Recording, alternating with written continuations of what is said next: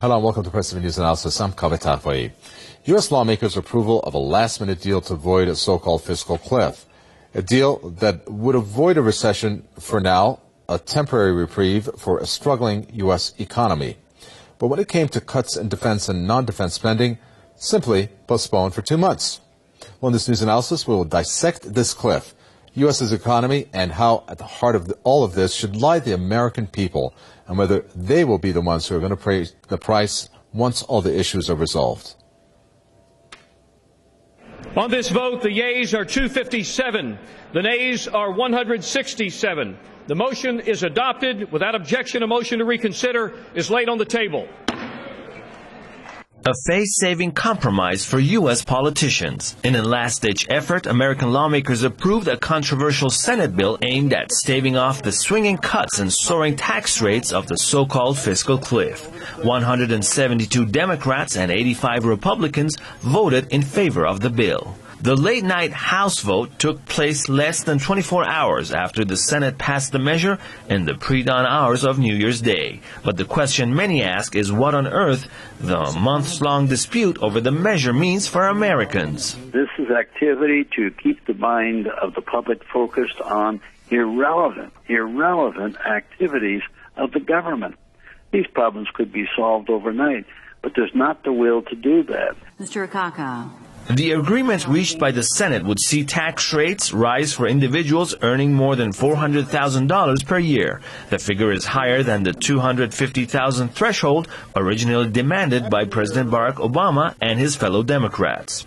Thanks to the votes of Democrats and Republicans in Congress, I will sign a law that raises taxes on the wealthiest 2% of Americans, while preventing a middle-class tax hike that could have sent the economy back into recession and obviously had a severe impact on families all across America.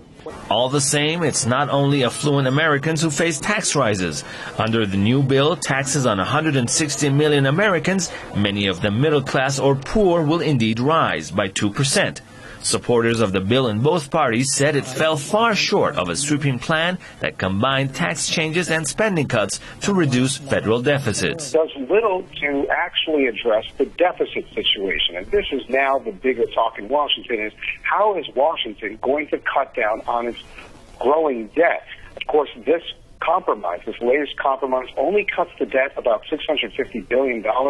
If this fiscal cliff did happen, it would have cut the deficit by about $4.6 trillion. So there's a huge difference there. America's deficit stood well above $1 trillion in 2012 for the fourth year in a row. The country's national debt is over $16 trillion now and is continuing to rise. The new legislation postpones for 2 months the deep federal spending cuts, a central worry of the fiscal cliff. Analysts warn that the delay could set up another fiscal cliff in late February. Let's find out what our guests think about this deal. Let me introduce them. We have Eric Dreitzer, who joins us. He's the founder of StopImperialism.com from Washington. Roland Amora, he's an economist and political commentator.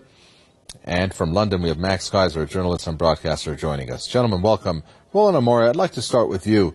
Maybe you can explain this to us because, well, it seems like taxes have increased.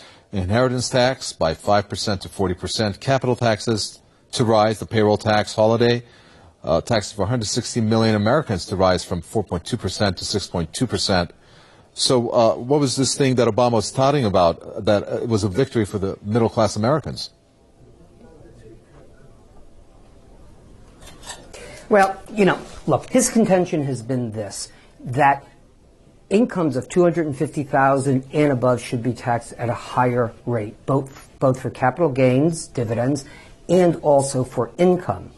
The compromise was reached at $400,000 or $450,000 per family income. Basically, yes, indeed, the payroll taxes will be up by 2 percentage points across the board. But the real tax cuts that stayed in place from the original tax cuts are from incomes below $400,000. So there is a shift in the tax cut curve based on that. Max Keiser, lots of names have been thrown around about this deal. Reuters came out and said a dud on deficit front. Then we have this David Buick is a senior strategist at Cantor Index. A fudge deal is what he called it, and that there's going to be more deficit problems to come. What would you call this deal? Well, I think they need better metaphors than fiscal cliff. It's more like a bottomless pit. It's a bottomless pit of debt. You notice the debt numbers keep rising because there is no fiscal responsibility. And I noticed that Obama's big supporters in Hollywood and the hedge fund industries got huge tax breaks, tax subsidies. So if you're a friend of Obama, he gives you a big wet kiss and some free tax abatements. If you're not a friend of Obama, then go stand in the food line or a soup kitchen and pound sand, because he's not interested. Max Keiser touches Eric Greitzer on what seems to be something that's really being forgotten, and that's the origin of this entire debate, is to reduce these swollen federal deficits. I mean, didn't this deal sort of kick this can down the road, so to speak, to a later date? I mean, what kind of deal is that if it's not tackling the major issue?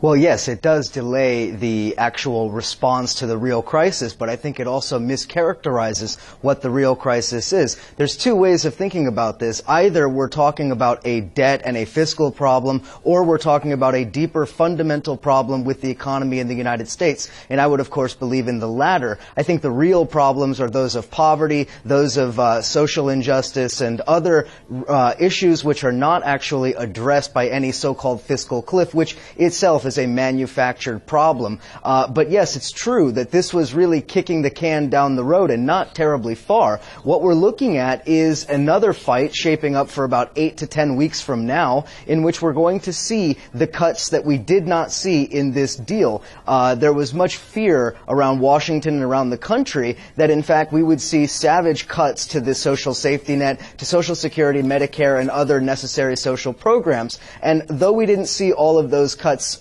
in this deal, it's likely that we will, because we have another manufactured crisis which has been set up, that being the debt ceiling and then the question of sequestration. And the sequestration issue, which is going to come up very soon, this is going to be where the Republicans and their Democratic co-conspirators are going to be able to gouge those economic rights that the American people have enjoyed for a generation or more. So that's really the issue here. It's not so much about the deal, and as Mr. Keiser was correct in pointing out, it is subsidies and bailouts and further giveaways to Obama's friends at Goldman Sachs, at JP Morgan, in Hollywood and elsewhere. And I would also mention that there are many more sweet deals in there, such as extending the loopholes for offshore corporations, minimizing the capital gains tax, and so forth. So this is a deal that is loaded with pitfalls, loaded with problems, and of course another fake solution to a manufactured crisis in the United States. Well, the word I picked up there, Roland Amari, from our guest Eric Greitzer, is manufactured crisis, manufactured debt. What do you think? Yeah, you know what? I have to agree with him, and I have to agree with Max. And basically, the crisis was manufactured. It was manufactured by Ben Bernanke. He's the first to coin the term. Look, our problems are deeper than this. They need to be addressed. The problems of spending, the problems of amassing more and more government debt exceed the fiscal cliff issue. It is somewhat of a smokescreen. But yes, in 2 months, we will have to start facing the sequestering, the mandated cuts. Max Keiser, let's talk about this spending. I mean, it's really not that complicated when you think about it in some respects. That pretty much isn't this because of Obama's spending? I mean, he's known to be the biggest U.S. president in terms of the biggest spender, $1 trillion again for the year, adding to the debt. And what is going to have Obama used as a platform in order for him to justify the spending, which seems like that's not something he's going to budge on? Well, Obama spends, for every tax dollar that's raised in America, Obama spends about $1.40. And that number keeps rising. And the country is diving into this bottomless pit of debt. And of course, the one thing that they won't cut, the biggest expense, is the Pentagon. And this is going to be a big problem now because China and Japan look like they're going to go on a war footing.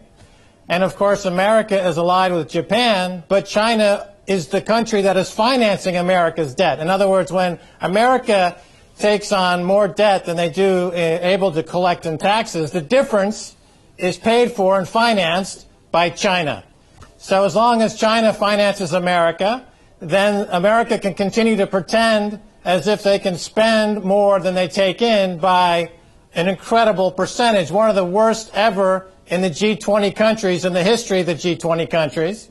But as soon as Japan and China start to get more actively involved in a hot war, not a currency war, but a shooting war, which looks like it's coming now in 2013, then we're going to see currency collapse. The U.S. dollar will collapse because China won't finance it anymore. And that's the risk that we're talking about, the risk that Obama does not tell his population. And that's unconscionable. That's a lack of leadership.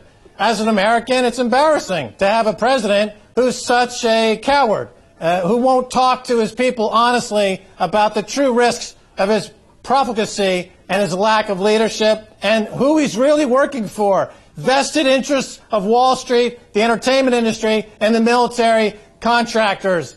I say to this guy, grow a pair, talk to the people like human beings, and don't be so quick to bomb people with drones instead of having a coherent foreign policy. Grow up! Let's expand on that more, Eric Greitzer. I mean, one of the biggest areas is, well, they call it defense, really, but in some sense it should be called offense because the U.S., let's look at some of the announcements they have made. Their actual deployment of its troops to 35 African nations. And that, in some sense, is to counter China's influence. And that's as early as next year they're going to do that. For that matter, of course, their increase in Central Asia. And on last count, the U.S. military, well, they're deployed in 150 countries around the world. Shouldn't this area be on the chopping block? Well, of course it should be, but the reason why it's not is obvious. I think it's self-evident, in fact, that Obama, just like Bush and Clinton and Bush and Reagan and all of the presidents before them, going back 2 generations, are beholden to the interests on Wall Street as well as the interests within the military-industrial complex. If you notice this fiscal deal, we see no significant cuts to the military budget.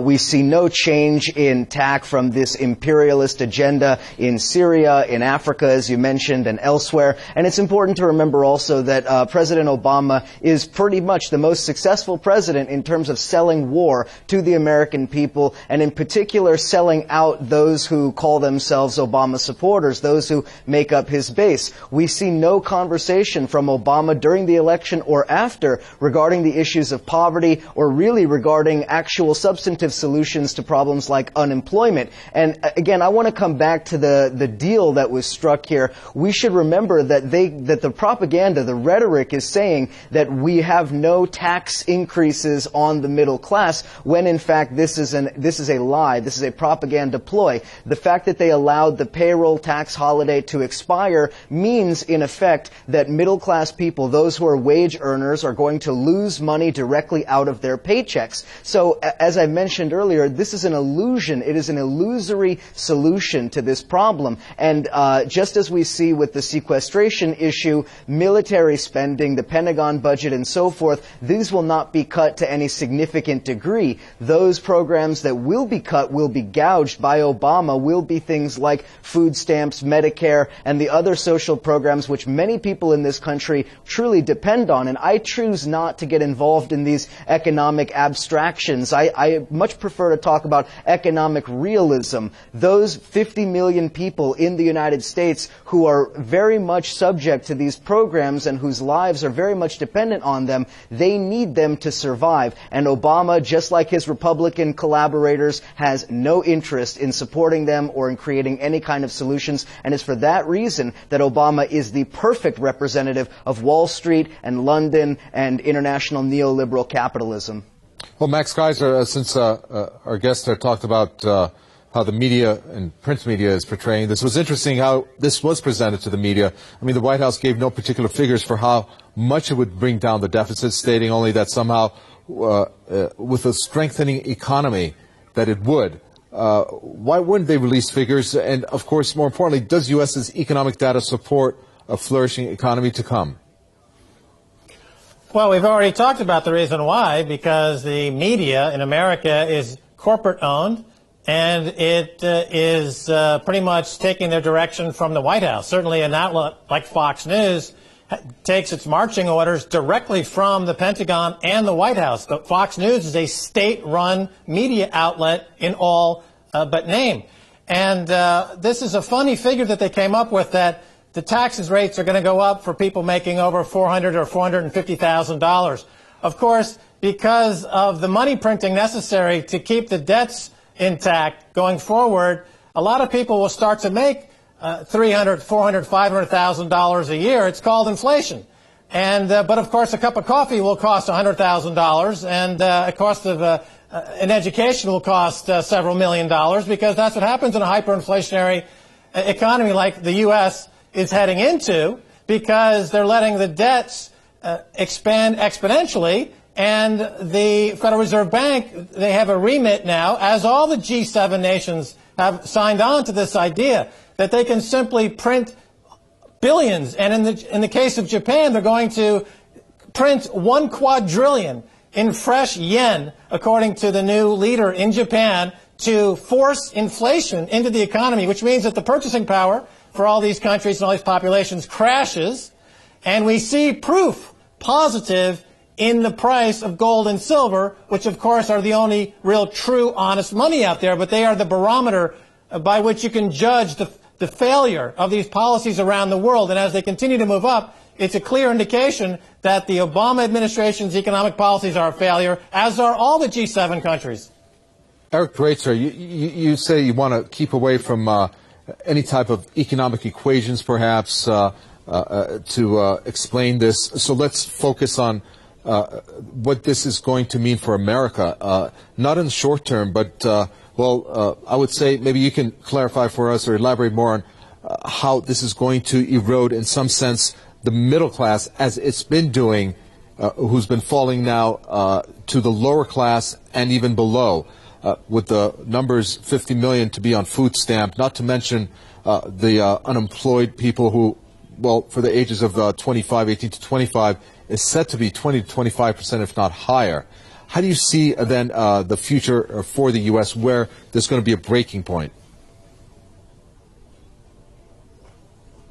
Well, I think that the future is certainly bleak, and let's take each one of those different sectors in the economy. For one, we have young people graduating from universities unable to find jobs, and the only thing that they can find is a letter in their mailbox telling them how many tens of thousands of dollars they owe, the massive debt that they really have little chance of ever repaying. So you can imagine what sorts of economic problems that generation faces with nothing but debt to show for their years in universities. Now, if we look at homeowners, for example, we don't really see any solutions coming out of Washington from either the Republicans or Democrats with regard to those people who are upside down on their homes, who are losing their homes to foreclosure. We don't see a moratorium on foreclosures or anything even approaching that. In fact, we see quite the opposite. We see continued giveaways to those banks and financial institutions which are essentially predatorily attacking these homeowners. If we take the elderly, we see people losing their access to senior centers. We see Medicare being gouged. We see an attack on all these various social services and social programs. So it should be self-evident, as I mentioned, how this erodes the social fabric. And then we should remember also that this is something that can take 10, 15, 20 years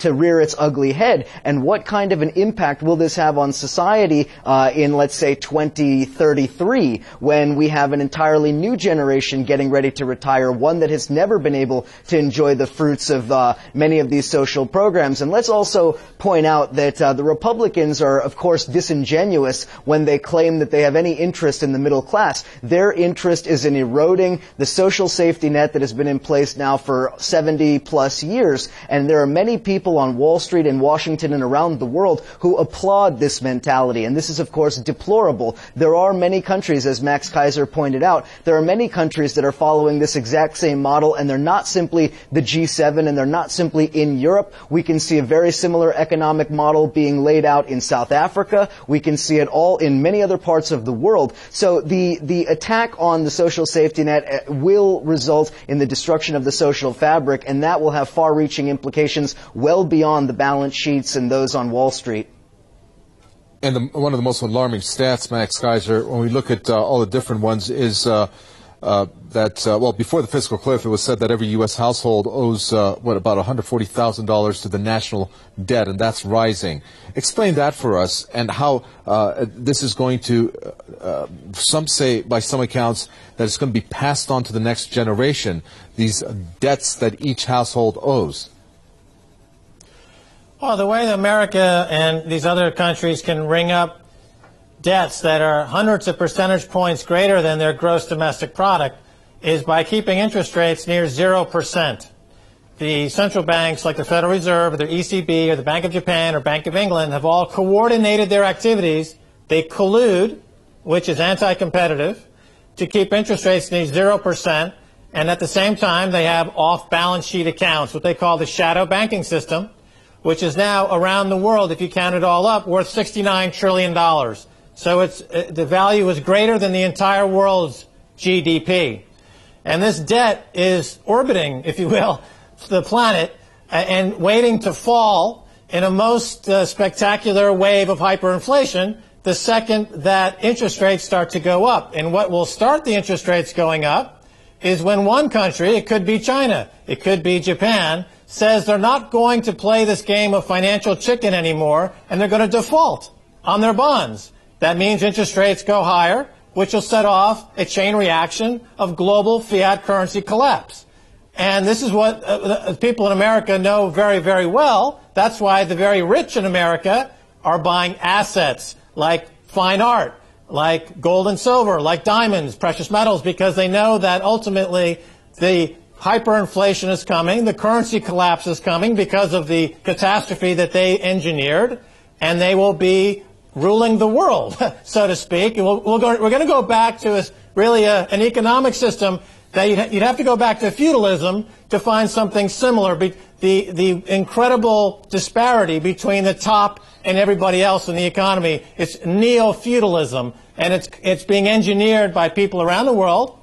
And we see the results today. Poverty is skyrocketing. Food stamp use is skyrocketing. But take a company like J.P. Morgan, for example. Not only are they involved in shadow banking with the Federal Reserve Bank on Washington and Wall Street, but they're also the biggest purveyor of food stamps in America. So people in America who are having their purchasing power completely decimated by J.P. Morgan's loans and shadow banking and money printing have to go to J.P. Morgan to get their food stamps processed. So this is really, Jamie Dimon at J.P. Morgan is really, he's a brilliant financial architect of evil, where people end up always paying Jamie at the end of the day. Jamie always gets paid.